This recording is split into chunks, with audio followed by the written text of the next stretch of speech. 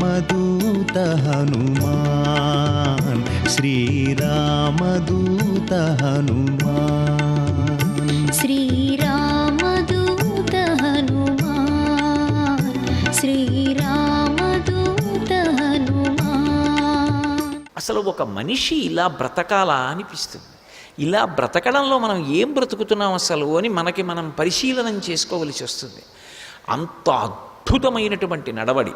రామాయణం ప్రవర్తనకి సంబంధించినటువంటి శాస్త్రం, వేదోపబృంహణం. అందుకే ఎక్కడైనా సరే ఎవరు ఎలా ప్రవర్తించారు అనేటటువంటి దాన్ని కించిత్ కూడా దాచకుండా మాట్లాడతారు. మాట్లాడడంలో గమ్మత్తు ఏమిటంటే ఇతను మంచి పని చేశాడు అని చెప్పరు, ఇతను చెడ్డ పని చేశాడు అని మహర్షి చెప్పరు.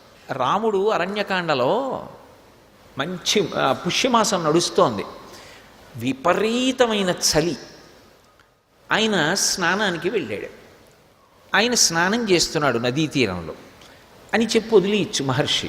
మహర్షి ఒక మాట చెప్పారు. ఏమనంటే, ఒక ఏనుగు ముందు రోజు రాత్రి నూనె పదార్థం ఎక్కువ ఉన్నటువంటి పదార్థాన్ని తినేసింది.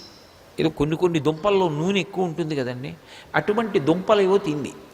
దానికి రాత్రి దాహం వేసి అది సాయంకాలాలు పెడతాయి నీళ్లు తాగడానికి. అది తెల్లవారుజామున వచ్చింది, దాహం ఆపుకోలేక వచ్చి అది నీళ్లు తాగాలి.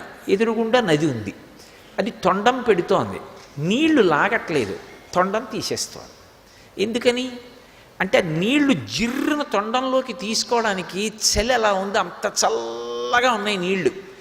అది తొండంలోకి లాగి నోట్లో పోసుకోవడానికి అమ్మో ఇంత చల్లటి నీళ్ళా అని పోసుకోవట్లేదు. దాహం వేస్తోంది కానీ తాగాలి, కానీ తాగట్లేదు. అది తొండం పెట్టి వదిలేస్తోంది. రాముడు స్నానం చేశాడు. ఏం చెప్పారు మహర్షి అంటే, ఆ కాలమునందు ఏం చెయ్యాలని శాస్త్రం చెప్పిందో రాముడు అది చేసేస్తాడు. అలానే ఎక్కడైనా చెప్పారా మహర్షి? అలా ఆయన ఏం కితాబులు ఇవ్వరు. కానీ ఎవరి నడవడి ఏమిటో, శాస్త్రానికి ఎవడు ఎంత కట్టుబడిపోతాడో. తస్మాత్ శాస్త్రం ప్రమాణంతే కార్యాకార్య వ్యవస్థితవు. ధర్మము అంటే పట్టుకున్నది ధర్మం, తెలిసినది ధర్మం కాదు.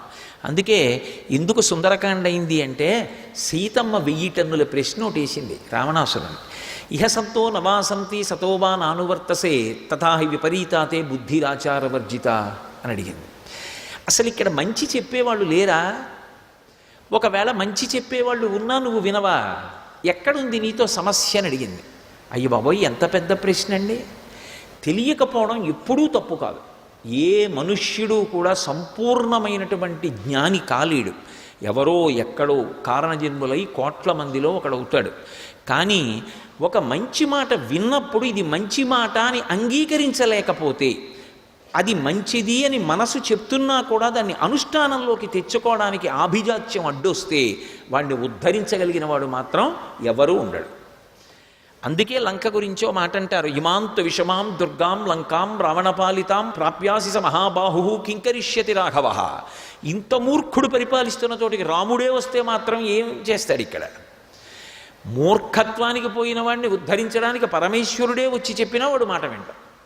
వాడి మూర్ఖత్వం వాడిని పాడి చేసేస్తుంది. కళత్రానిచ సౌమ్యాని మిత్రవర్గం స్తథైవచ యదీచ్ఛసి చిరంభోక్తం మాకృధారామ విప్రియం అని చెప్పాడు మారీచుడు.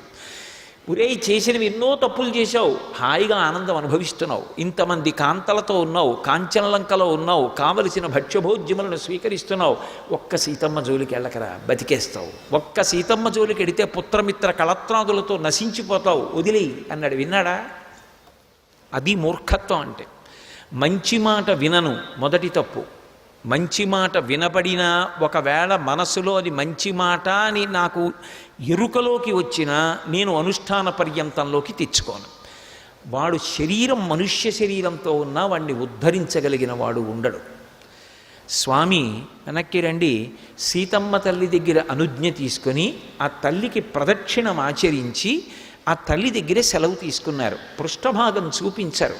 పెద్దల దగ్గర నుంచి వెళ్ళేటప్పుడు పృష్ఠభాగం చూపించకుండా జాగ్రత్త పడతారు వెనక్కి నడుస్తూ. అది మర్యాద అలా ఉంటుంది. మహాభారతం విరాట పర్వంలో ఉత్తర కుమారుడు సారథ్యం చేస్తుంటే అర్జునుడు అంటాడు, నువ్వు యుద్ధరంగంలో రథం నడిపేటప్పుడు ఎవరి దగ్గరికి వెళ్ళినప్పుడు ఎలా నడిపినా పర్వాలేదు, ద్రోణాచార్యుల వారి దగ్గరికి రథం ఎప్పుడు వెళ్ళినా ఆయన నా కుడివైపు ఉండాలి, కానీ ఎడం వైపు ఆయన ఉండేటట్టుగా రథం నడపవద్దు. ఎందుకో తెలుసా? ఆయన నా గురువు, వారు నా కుడి పక్కన ఉండాలి, పూజనీయులు. ఎట్టి పరిస్థితుల్లో వారు ఎడం పక్కకి రాకూడదు. ఇదొక్కటి జ్ఞాపకం పెట్టుకో. సర్వం శ్రీ ఉమామహేశ్వర పరబ్రహ్మార్పణమస్తు. స్వస్తి.